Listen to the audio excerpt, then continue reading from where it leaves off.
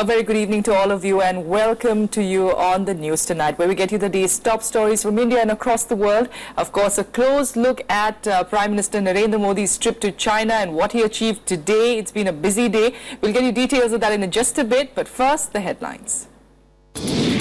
Prime Minister Narendra Modi pitches India as the next frontier of economic revolution, tells China his government is dismantling unnecessary regulations coming in the way of trade. India and China signed 24 agreements. Plans include new consulates in Chengdu and China and consultation mechanism for trade negotiation. AIADMK convenes the meeting of party MLAs on the 22nd of May. Jayalalitha expected to be elected leader of the party, paving her way to stake claim to form government. The CBI seeks a lie detector test in the Sunanda Pushkar death probe, wants to subject 3 witnesses to the test.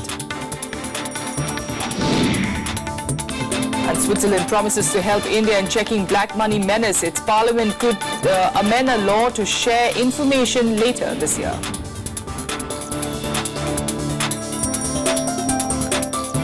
Our top story, it was a jam-packed day too for Prime Minister Narendra Modi in China today. The interaction started with a meeting with his Chinese counterpart Li Keqiang in Beijing, after which they addressed a joint press conference. Later, Modi met several officials and also students. Here's a report. Closer ties and a rethink on controversies troubling the Sino-India relationship were the 2 themes that Prime Minister Narendra Modi and Chinese Premier Li Keqiang addressed at their joint news conference in Beijing.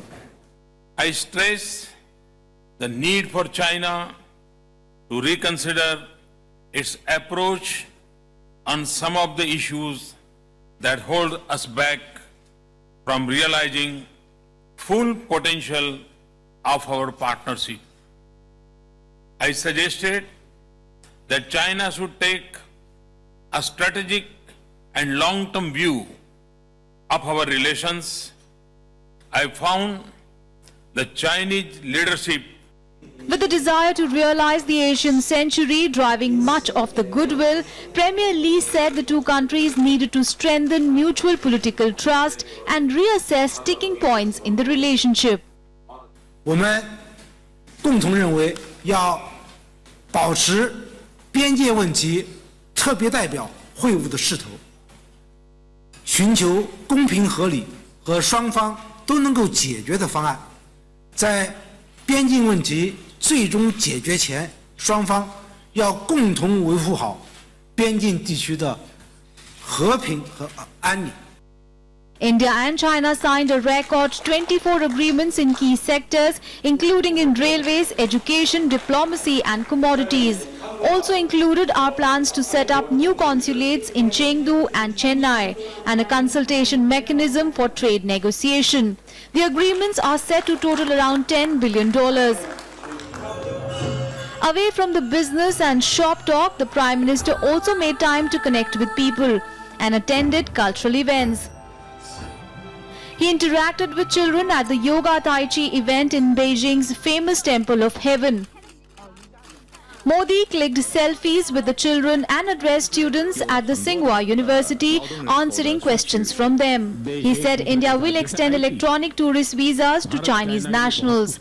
Modi is on day 2 of 3-day visit to China. On Saturday, he will visit Shanghai, where he will meet business leaders. Prime Minister Narendra Modi concluded his Beijing leg of his China visit a short while ago. He was at the Temple of Heaven. That was the last place that he visited in Beijing, where Prime Ministers of both the nations witnessed a yoga and Tai Chi performance given to them by members of all ages. There were 24 agreements signed between the 2 countries today, and it was termed as a fruitful day as far as the Indian and Chinese officials are concerned. Tomorrow, of course, is a new day where Prime Minister Modi is scheduled to address several gatherings at Shanghai. But all in all, Beijing has been a great stop as far as Narendra Modi's visit to China is concerned. With camera person DK Pandey, this is Frank Pereira for Rajya Sabha Television, Beijing, China. Well, back home as well, the media has been quite kind on Modi's visit to China, saying that he's, of course, tapping into more issues than perhaps the previous government could have. Frank Pereira, in fact, has been tracking all developments then, and now he's sending us this report on Prime Minister Modi's eventful day today. Prime Minister Modi has spent the entire day in Xi'an, and he was accompanied by President Xi Jinping all throughout his stay in Xi'an. He will be reaching Beijing in a short while from now. At 11 p.m. local time is when his flight is scheduled to land in Beijing. There is no official business as far as Beijing is concerned for tonight, but it's going to be a jam-packed day tomorrow, where Prime Minister Modi will meet his counterpart, and they will also sign several agreements, and several high-level bilateral talks are likely to take place tomorrow all through the day, of course. And in the evening, Prime Minister Modi will be visiting a local university, where he is scheduled to address the students of the university, post which he will then fly out of Beijing and head to Shanghai, where he will meet members of the Indian diaspora. So as far as Prime Minister Modi's visit to China is concerned, the mood, of course, is upbeat, but not much is expected as far as the border issues are concerned. But everyone is expecting a lot to happen as far as economic ties between the two countries are concerned, and both countries are planning to take trade a level higher. With camera person DK Pandey, this is Frank Pereira reporting from Beijing, China. In fact, Frank Pereira is joining us on the phone line now from Beijing. Frank, very quickly, if you could give us a sense, really, you've of course explained as to what we're going to be expecting tomorrow, the corporate India too, really looking at what we could achieve tomorrow. Give us a sense of what's in the lineup.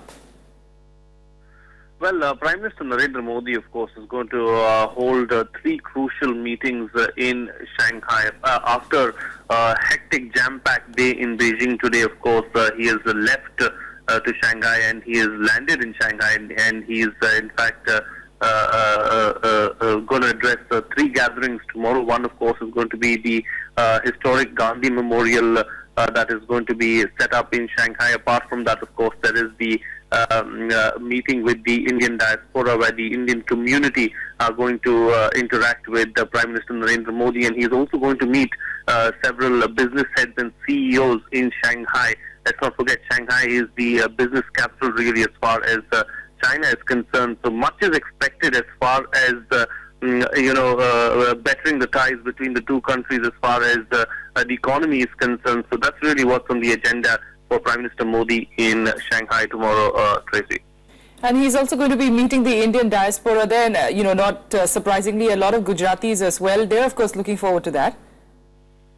And they indeed are looking forward to that. I happened to speak to several members of the Indian diaspora here in Beijing as well. And we will be traveling early in the morning to Shanghai tomorrow, and we will talk to many of those people who will be attending the community event later on in the day. That is scheduled to take place at around 1:30 p.m. local time. And the mood amongst the Indian diaspora, of course, seems to be extremely upbeat at the moment, and they are looking forward to going ahead and being a part of that particular meeting in Xi'an as well. Tracy, let me tell you, there were several people. There was a whole bunch of ladies, in fact, from Indian origin, who are in fact living in the UK right now, but they made the trip all the way to Xi'an just to be a part of that gathering there, so that they could meet Prime Minister Narendra Modi, or not even meet him, but get a glimpse of him. So as far as the Indian diaspora is concerned, they're extremely excited to be a part of the event tomorrow. All right, Frank, we'll get back to you again for all those details. Thanks so much for joining us for the moment.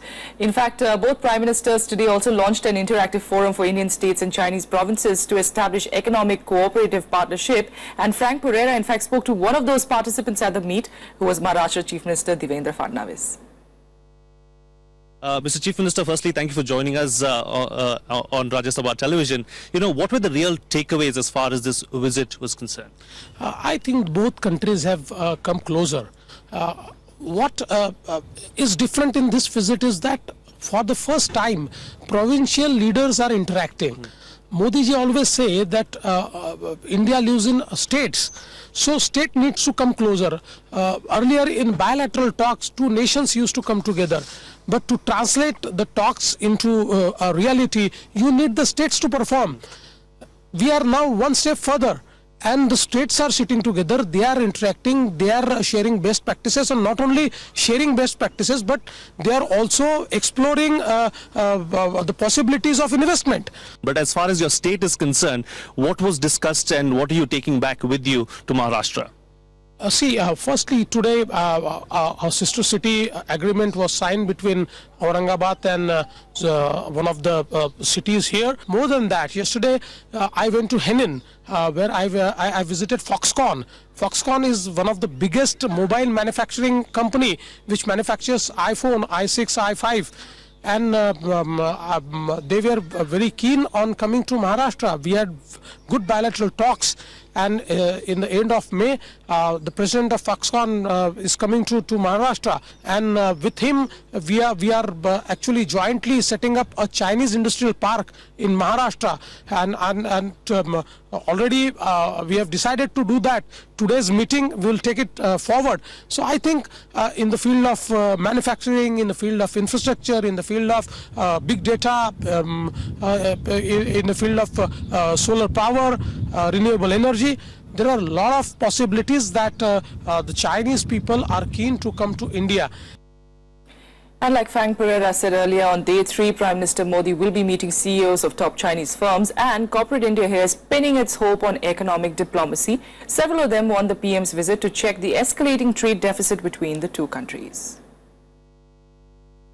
When Prime Minister Narendra Modi meets Chinese business leaders in Shanghai on Saturday, Indian industry will be expecting a slew of business deals worth several $1 billion.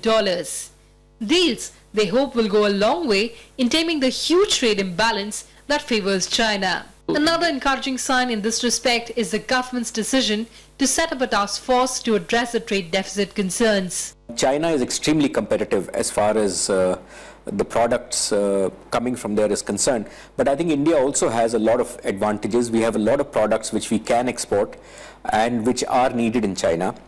There are a series of non-tariff barriers in China, which I think we expect the Prime Minister will work upon in this visit and make some breakthroughs.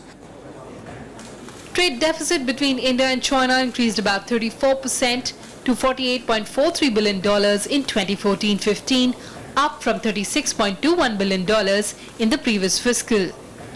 In 2014-15, India's exports stood at $11.95 billion, while imports were $60.39 billion.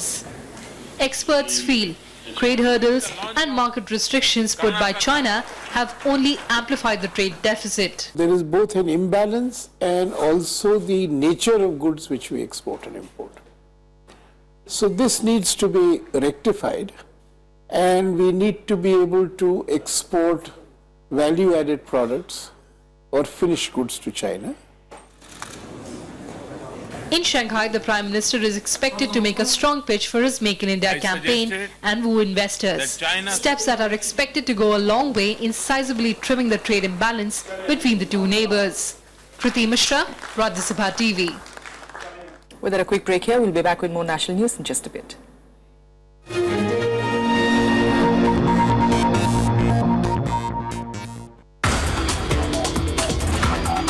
The India-China relationship, fraught with complexities. Greater interaction raises hopes of smoothening ties. Prime Minister Modi in China. What are the takeaways this time? Watch the big picture at 9:30 p.m. on Rajya Sabha television.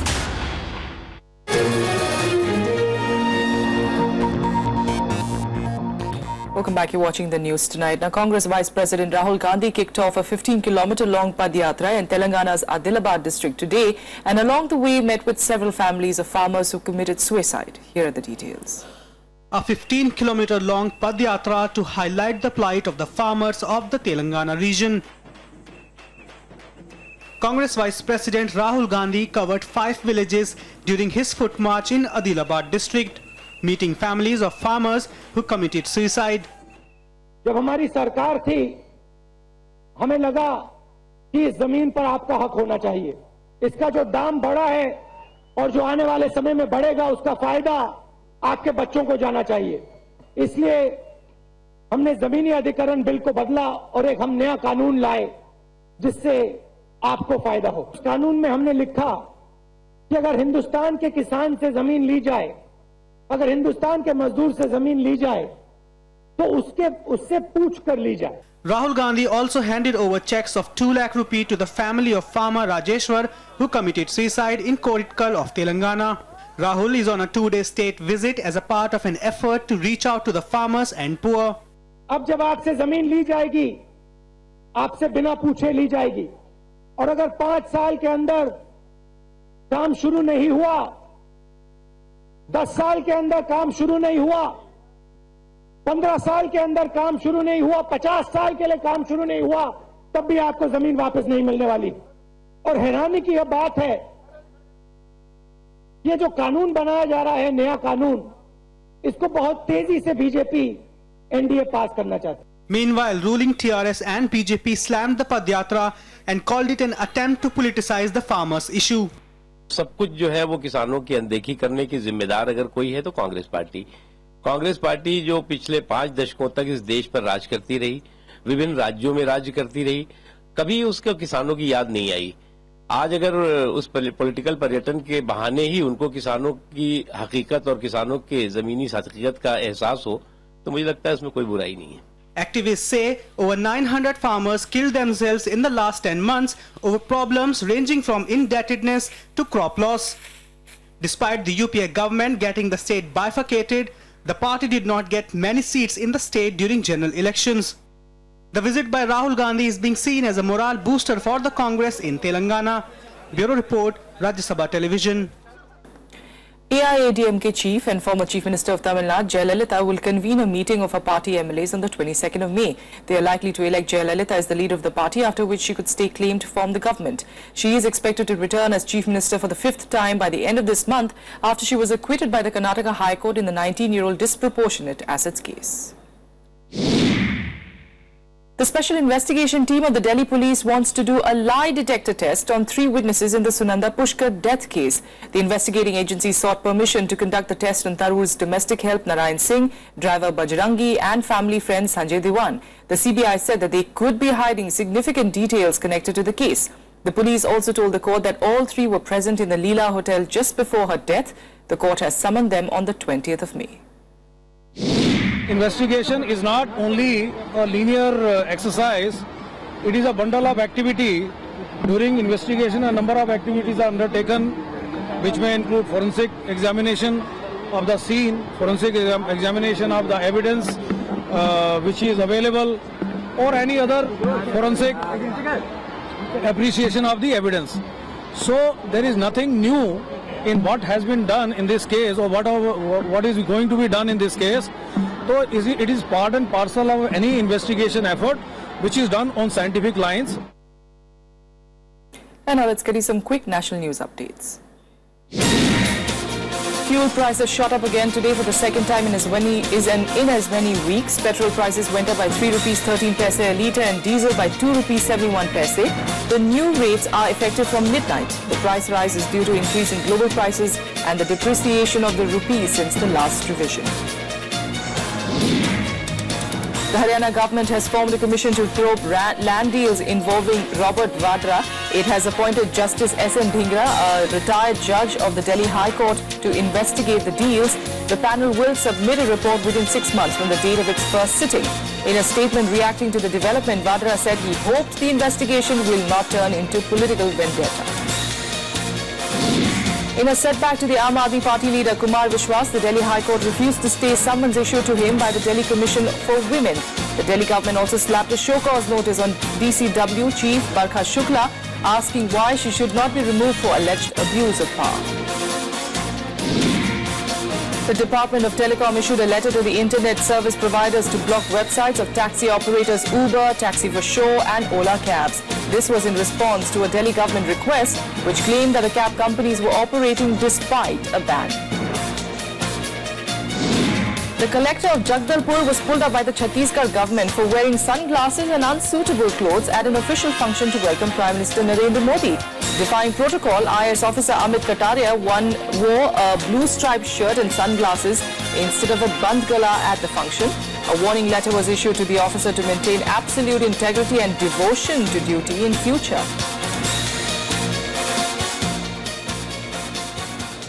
All right, on to international news. And after reports of an attempted coup in Burundi, 4 rebel leaders were arrested today. Few incidents of violence were reported, but government officials say the situation is under control. President Pierre Nkurunziza is back in Burundi after being stuck in Tanzania. He is expected to make a national address later today. A failed coup attempt in Burundi. All 4 rebel leaders arrested. The Republic of Burundi is back on track to normalcy. Burindi wabanje gutera abaturiye twishe muri abo bateye abasigaye 12 hariho n'abakomeretse. J'ai l'honneur de vous annoncer que suite à l'insécurité qui règne dans notre pays et surtout dans notre capitale, que les frontières burundaises sont fermées. Political crisis looms large in Burundi now. President Pierre Nkurunziza is back in the country after being stuck in Tanzania. International agencies have called for a dialogue to resolve the crisis. The members of the Security Council called on all parties not to resort to violence and to prioritize peace and security. The members of the Security Council reiterated full support to the efforts of the United Nations Special Envoy Said Djinnit, the African Union and an East African community. The PSC has also called to the Burundian stakeholders to ceasefire as urgent as possible to create the environment for dialogue. A day after heavy fighting, calm returned to the streets of Burundi. Thousands celebrated after the country's general announced the takeover on national radio. However, gunshots were heard in capital Bujumbura as the battle for power continued.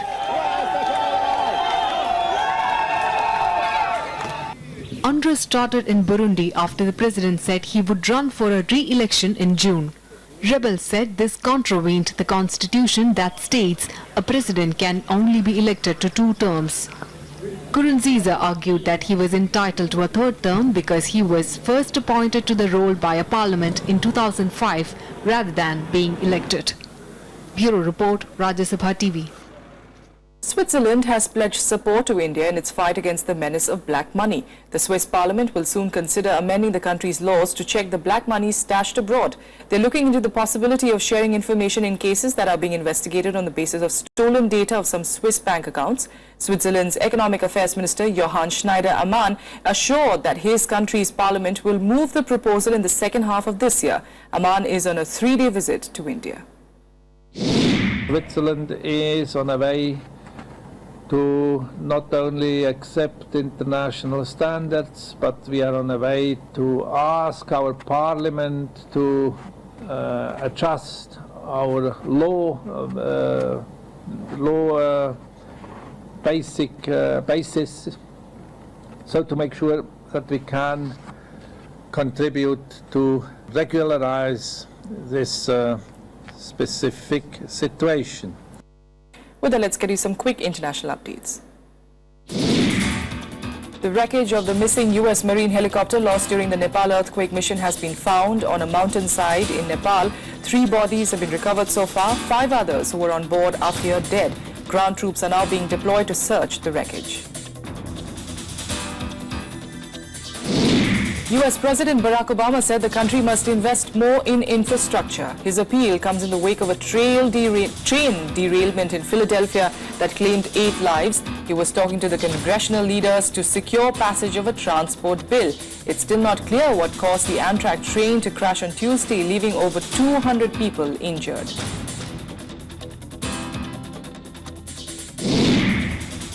After 2 Gulf Cooperation summits, U.S. President Barack Obama has pledged to stand by its Gulf allies amid heightened tensions with Iran. He denied any threats on the Iran nuclear deal and reiterated that the U.S. will remain committed to protect them with military presence if necessary.